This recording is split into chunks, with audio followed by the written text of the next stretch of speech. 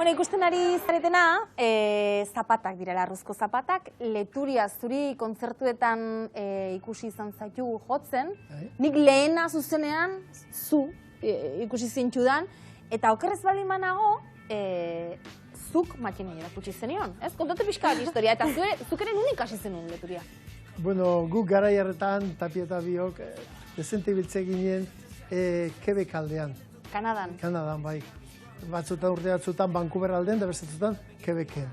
Eta han badago talde ospetsu bat, Labotin Zurien, eta bertako musikari bat, Michel Bordeló, zapatak, mandolinak, biolinek, denetatik dena jotzen dut, izan da. Musikazo batzu dira. Eta harik galdetu nion behin, beha jotzeko moduan zer egin bertzan, eta eman ziten detaile guzti, jende oso jatorra da. Bai, Bai.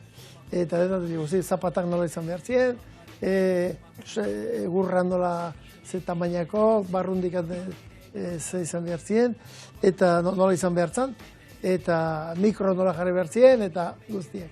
Eta behak jotzen, hasi bai, suerte izan duen, bereiekin jotzen ibili nintzen, ni panderoan noski, haien tamainan ez da jotzen.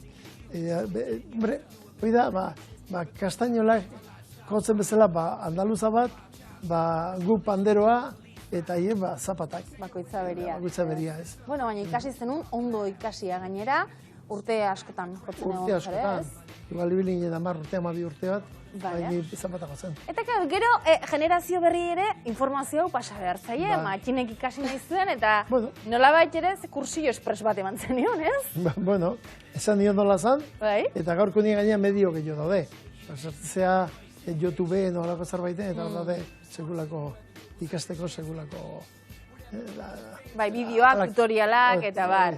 Eta gero matxin, pentsatzen dut, ensaiatu, eta takata, eta listo, ez? Ez da beste misterioik. Bai, bueno, gauza guztiekin bezala. Ordu sartu, eta hau parritu ziaten, ensaio lokal, ni horri biltzen ditan, takata, eta hau, Eta jontzen momentu bat, arreglokiten eginanen matxinek kantu guztietan zapata sartu nahi zituen. Matxin kantu rockero bat da, hitu zapatak sartuko, eta matxin, bueno, igual hemen momentu gore, Lili bat ikusi eta... Bueno, gauzak, zehozterekin nola maite mintzetzeanen labur, jutu. Azkenen bi kantatan erabiltzea. Baina, bueno, egia esan behin nik, ni berez perkusio ikasitako naiz, bateria ikasi nun. Orduan egia, azkar ja errapatzen zuen oinarrizko ritmoa, ze berez oinarrizko ritmoa bakarra da, dago tak, baude beste ritmo batzuk ebai, hola. Variazioak egon godu. Baina ez dira horren oikok. Eta, bueno... Azkarrago, montxoago, baina, karo, Quebecen rilak eta jotzen denean, sekulako ziztua jotzen dute. Azkar. Eta hor ez da, gazo, inungo akatzekin modu egokitzeik. Zure gainen dator banda guztia. Azkenen da, bateria bat bezala, beste talde normal batean ez, kasu honetan, beraiek hau erabiltzeute base bezala. Kasi metronomo bat. Hori da. Bateriko bomboa. Hainbeste hitzein honen ingurun nik ikusi nahiko nuke, zerbait joko diguzue, ez? Bai? Bueno, ingo ez. Danak elkarrekin. A ver, joko deo. Lentxo. Baneukan eskapin bate bertan aparra, baneukan eskapin bate bertan aparra, biandetan giri batekin liatuztana, biandetan giri batekin liatuztana.